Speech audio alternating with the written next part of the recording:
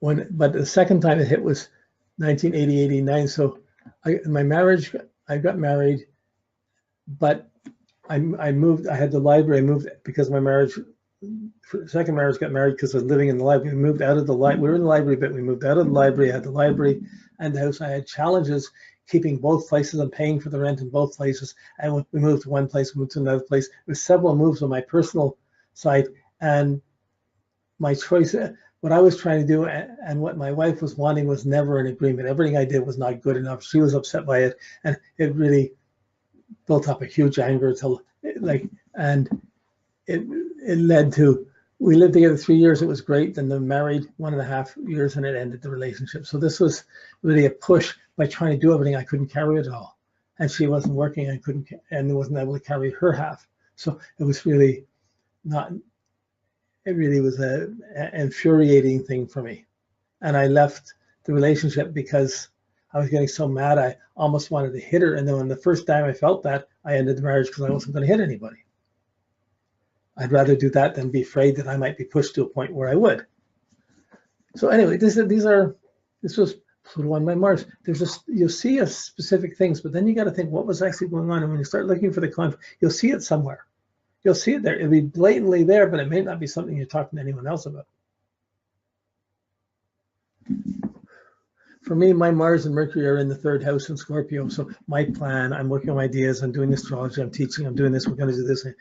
I'm overly strong in my planning. So Pluto came in, I was overly strong on it. It's conjunct, I'm forcing my ideas, we got this.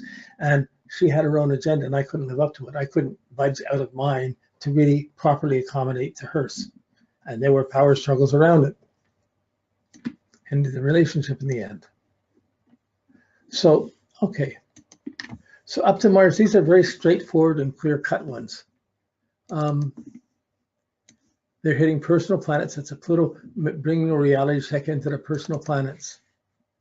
But when we get not to Mars, sorry, I went to the Jupiter. When we get to Jupiter and Saturn, I wouldn't do any aspects. I wouldn't watch the aspects to Pluto to Neptune and Pluto to Uranus, because those are things affecting a whole generation, and you won't see it very much as a personal thing in someone's chart. But when you have an aspect to Pluto, Pluto is your guiding light, your philosophy, your principles, what's right and wrong. You try. It's not what you're doing. That's Mars. It's your understanding of what's right and wrong. So Pluto comes in, and you're running into bad characters. You might run into, say you're doing a business and you might run into a legal element, or you have a chance to grow, but you might have to deal with the mafia, or you have some bad thing, and you're having to decide what to do. For me, it wasn't that. It was me. I sold my. We got together, but my first wife and I had to sell a house.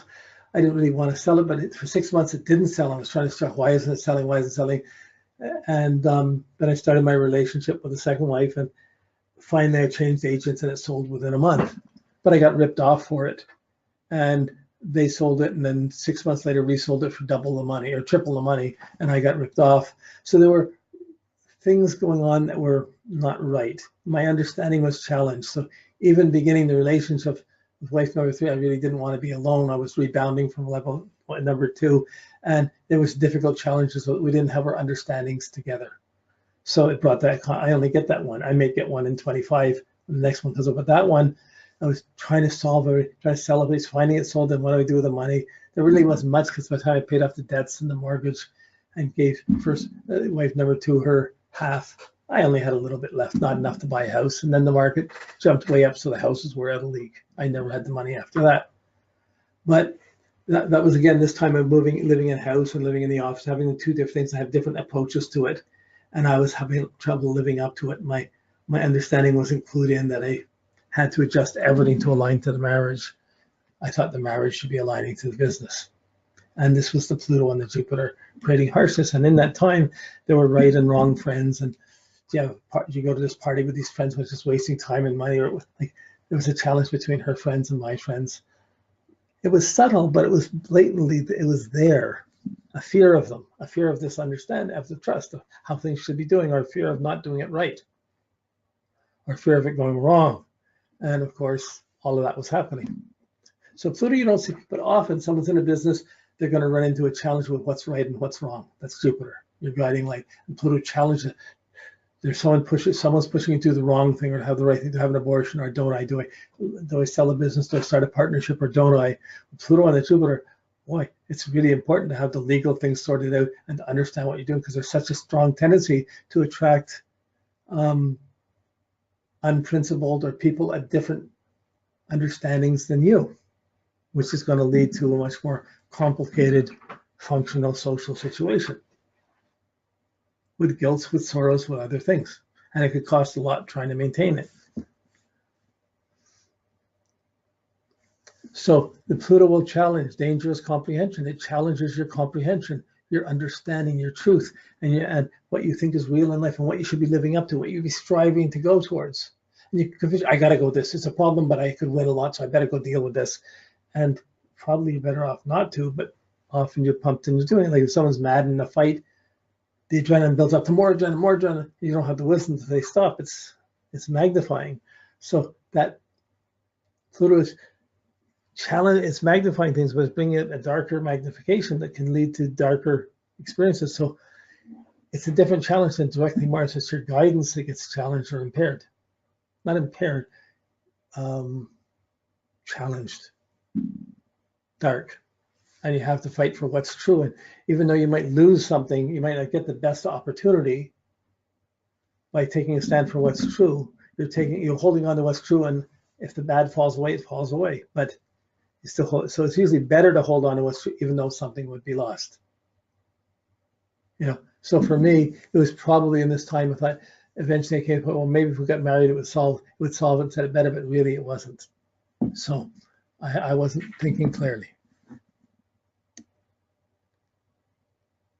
Okay, so conjunction, it's starting at the squares, the oppositions. You're still going to run it. You're not going to see it exactly because Jupiter's like that. How challenges your confrontation, your understanding what's true, what's not, what's spiritual, what's not.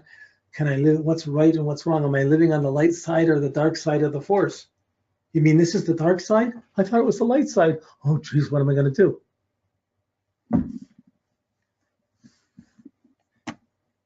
Okay. And we get the Saturn.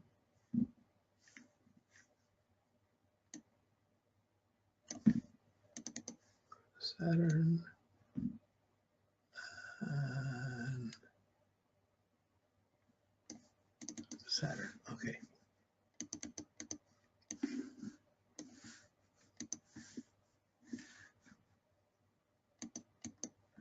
So when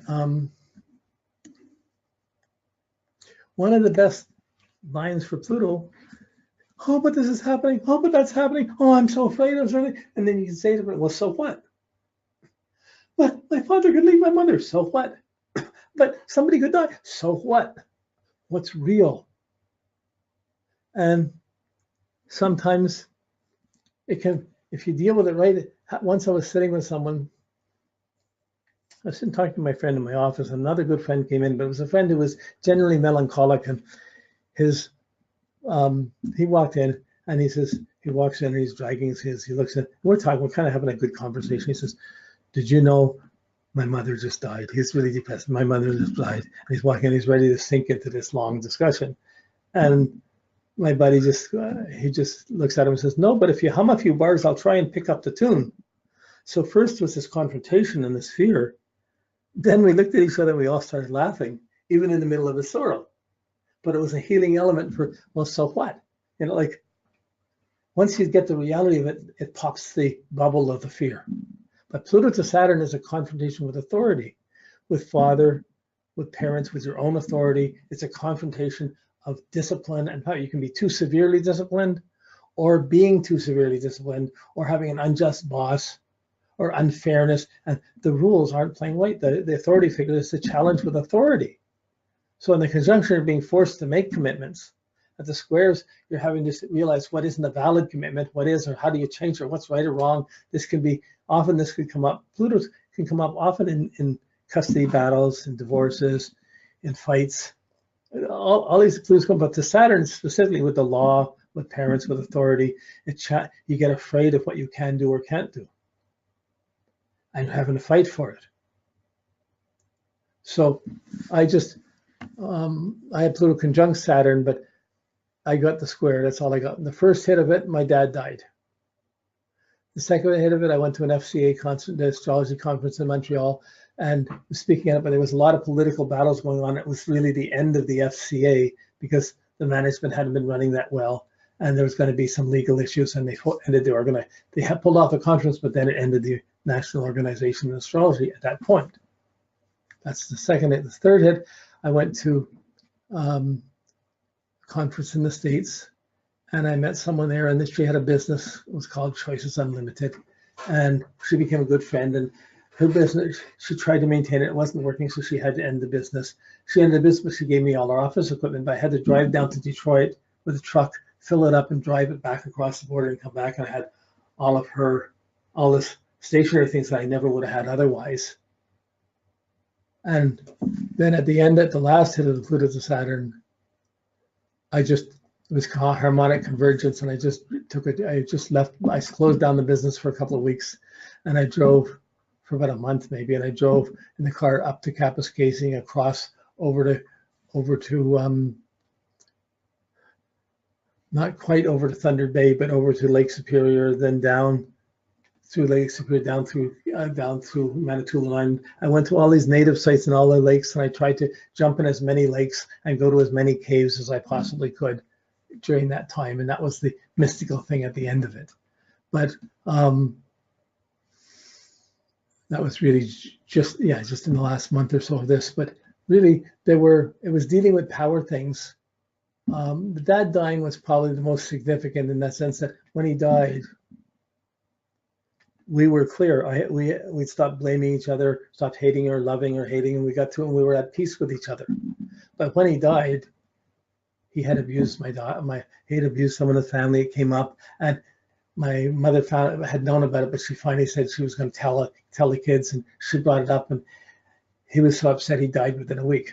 So it was a big confrontation around it. But he and I had spent a lot of time together. We were clear and at peace with each other. And the bad thing came up was like a reality out there, but we had gone beyond it. But it wasn't so. It was a much more challenging thing for all the other people in the family who hadn't come to terms with him. So this was my Pluto square to my Saturn. It's not as personalized as your Mercury or your Moon or your Venus or your Mars, but it's still going to be this harshness, this quality will be in there.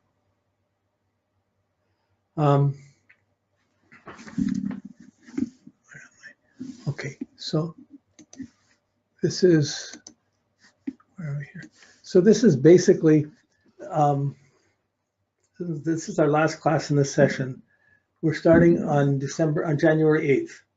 Is going to start the case studies where we're going to do actual case studies. So we have all of these different, each planet has its own energy, it goes around at its own time, and when it hits us, that's the weather forecast. We're going to have to deal with it. Those times are set from the moment we take our first breath, and we're going to have to go through that, just the texture that we go through in life. Some are more intense than others. It could be argued that everything is a test of our attachment to the world so that we can eventually get back to our spirit, which we're going to get to anyways by the time we die. But they can be tests to your spirituality, or they can be challenges in life that are your worst battle, your most difficult or challenging battles. But we've done so many things, like we've calculated the outer planets, we cut it down to just the conjunction, squares, and oppositions, just 1 degree aspects. But when we looked at Saturn, Jupiter, Mars, Sun, Venus, Neptune, Pluto, we looked at all these and what it did in our charts for lifetime. So you have an idea of all the things that have happened in your life, and you've seen how they've all connected and to what degree. But